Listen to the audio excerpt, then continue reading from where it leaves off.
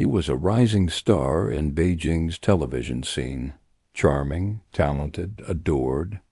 One invitation promised a night of celebration. Instead, it became a mystery that would fracture the internet. In September 2025, actor Yu Menglong was found dead beneath a luxury apartment.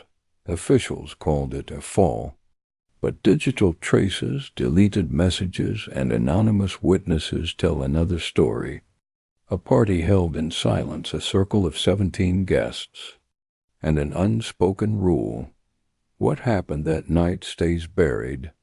Tonight we reopen that night, not with accusation, but investigation, because when fame, power, and fear share one room, truth becomes the first casualty. This is the secret party that ended an actor's life. Fame, in modern China, often feels like a polished cage. Yu Menglong had mastered the art of smiling inside it. For years he was the picture of steady success, a television actor who had climbed from student stages to primetime dramas, earning 25 million followers who swore they knew him. But what fans saw were carefully lit portraits, short interviews, and perfect laughter. What they didn't see was the growing distance behind his eyes. Those close to him said Yu was tired, not from work, but from whispers. Powerful investors were circling. Producers who could make or end a career wanted dinners, favors, silence. He avoided them all, until one message appeared: private dinner, industry friends only. You should come. A text that looked harmless, yet somehow carried weight. The location was discreet, a luxury apartment in Beijing's Chaoyang district. Not a hotel ballroom, not a public event, but a fifth-floor unit owned by someone whose name never appeared on guest lists. You arrived quietly. Security cameras in the lobby captured him stepping from a black sedan, wearing a navy coat and carrying no bodyguard, no assistant, no dog. It was 6:47 p.m. No one saw him leave by dawn. A neighbor walking her dog found his body beneath that same building. Police sealed the area before reporters could arrive. 12 hours later, they announced, accidental fall, no foul play. But online, the story refused to die.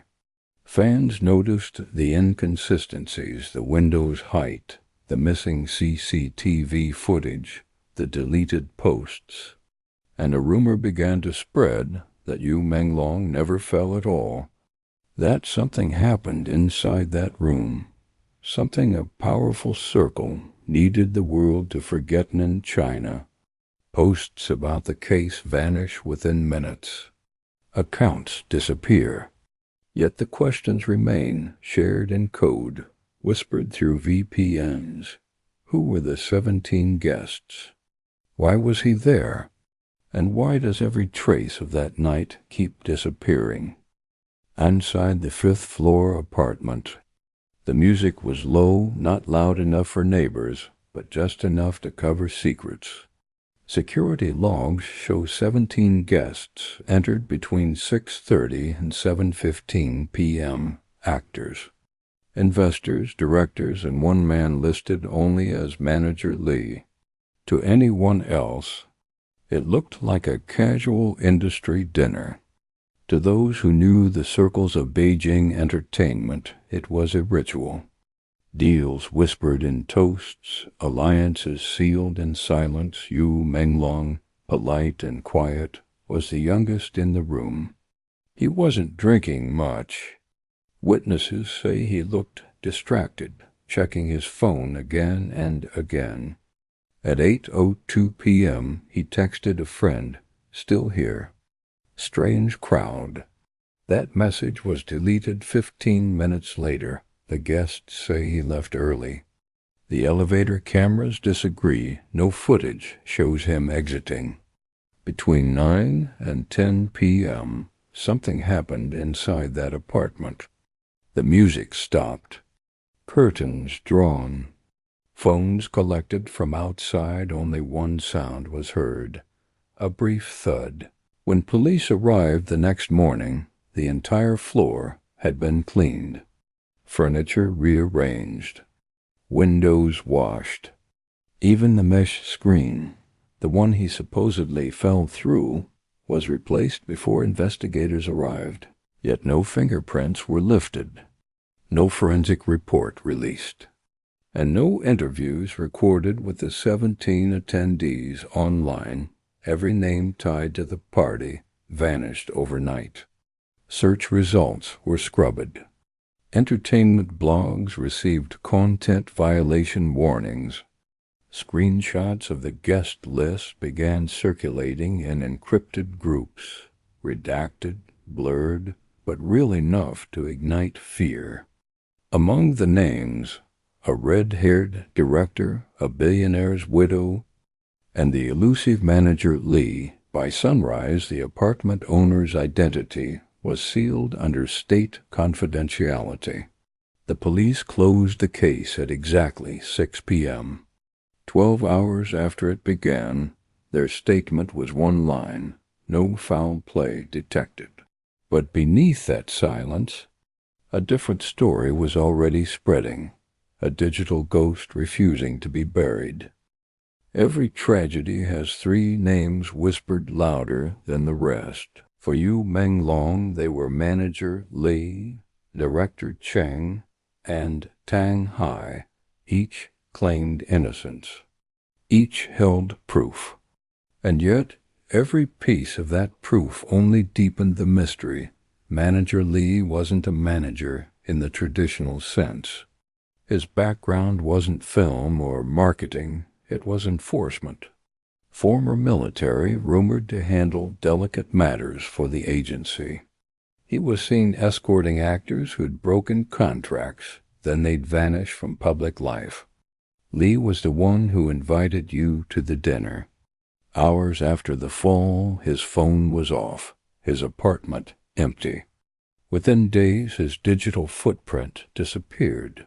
Then came director Cheng Kingsong, instantly recognizable for his dyed red hair and reputation. He swore he wasn't there, posting screenshots of WeChat messages proving an alibi.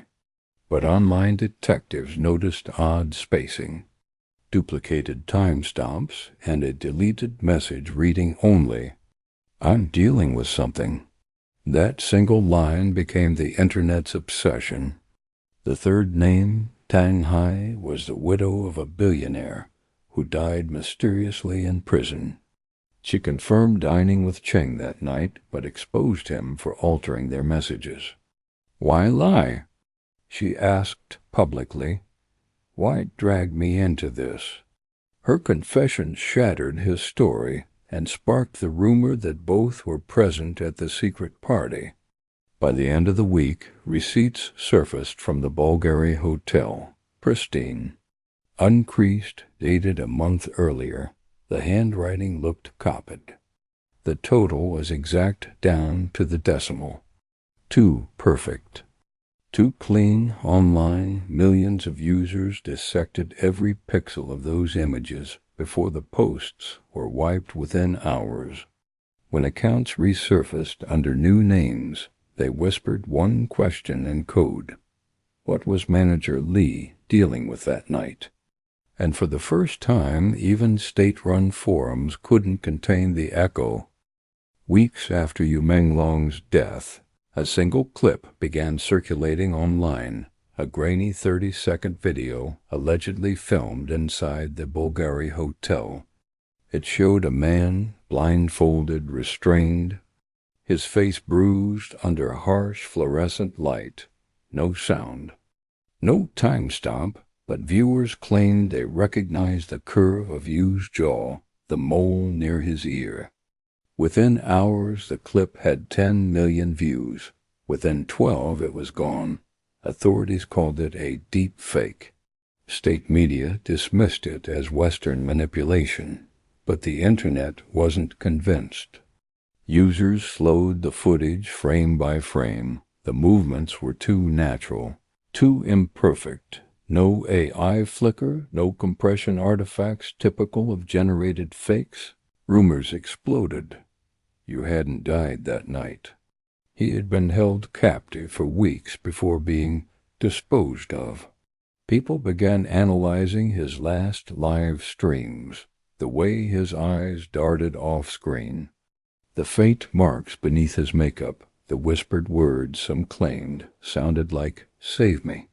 Soon, pattern recognition AI was being used by the people to fight censorship itself. Anonymous coders developed mirror networks that would repost banned videos disguised as product ads or food recipes. One viral clip appeared as a cooking tutorial until 3 minutes in, when Yu's blurred face flashed in the reflection of a metal bowl. Government moderators responded with an AI of their own, one that could detect and erase forbidden's faces before they were uploaded. Within days, the digital war became symbolic of a larger truth. You can censor a post, but not suspicion. By October, even mentioning his name triggered autobans across Chinese platforms. Yet still, encrypted threads pulsed with a single repeated phrase. He blinked twice in the video. That means he was alive. Nobody knows who filmed it. Nobody knows who leaked it. But every deletion only confirmed one thing. Someone wanted Yu Menglong forgotten. By now, the world knew there were 17 names.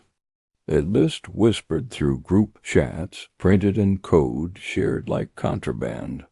Each name belonged to someone powerful, producers, heirs, models, even government-linked investors. Every one of them denied attending the dinner. Every one of them had something to lose. What united them wasn't friendship. It was fear and silence. Online investigators began to connect their companies, tracing ownership structures that led back to a single entity, Dragon Path Holdings. Officially, it was an entertainment consultancy. Unofficially, it funneled money through shell firms registered under missing actors' names. Yu Menglong's signature appeared on 3 of them. The deeper users dug, the more impossible the story became. One director's private jet logs matched the same night of the party. Another name. An investor had a surveillance company supplying biometric software to local police. And then someone leaked a spreadsheet, encrypted, anonymous, titled simply Project Orchid. Inside, payment records, timestamps, and a column marked talent assets. Every deceased celebrity from the agency was listed, each followed by 2 words, contract closed. Forums erupted. Some called it proof of a human trafficking syndicate. Others said it was AI-generated disinformation, but by morning, thousands of accounts sharing the document were gone. Even more unsettling, major media outlets ignored it entirely. A few journalists tried publishing mirror copies. Their websites went offline within hours. The same sentence kept appearing across deleted posts, typed and retyped by hundreds of users. If 17 people shared one secret, how many must die to keep it? And just like that, Project Orchid vanished from the web. Only screenshots remain, passed quietly between those still asking questions, still looking for answers, and still wondering how deep the roots of Dragon Path truly go. Or at least that's what the government wanted. Yu Menglong's memorial lasted one afternoon. No photos, no live stream, no flowers at the gate. Within hours, the shrine outside his agency vanished, replaced by a construction tarp. To most it was Ovi, But to millions online, it was the beginning of something far larger. People started calling it the digital grave.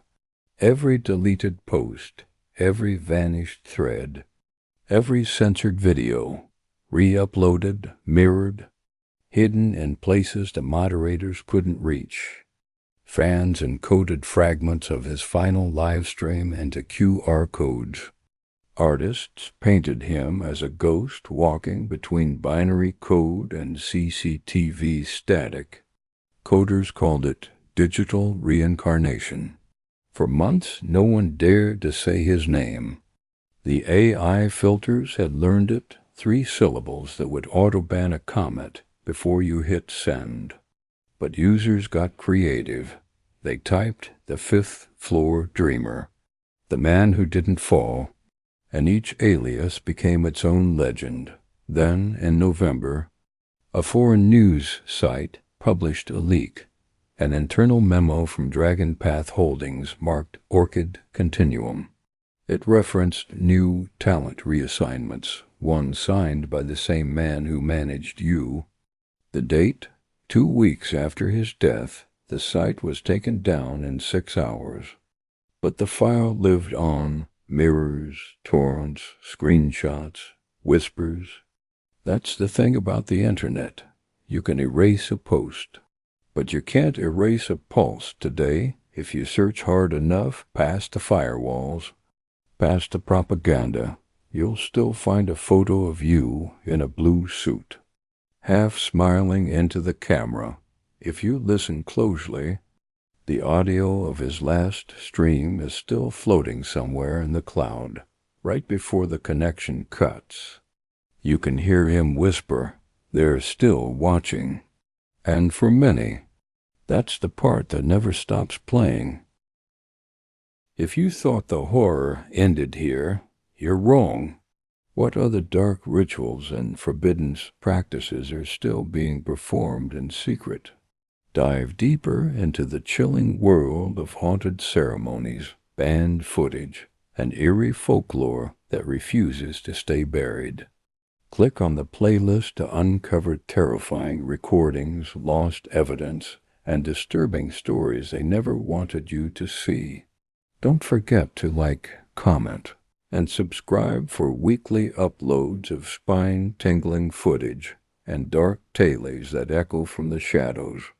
This is the Forbidden's Archive, where the hidden truth and haunting evidence come to life.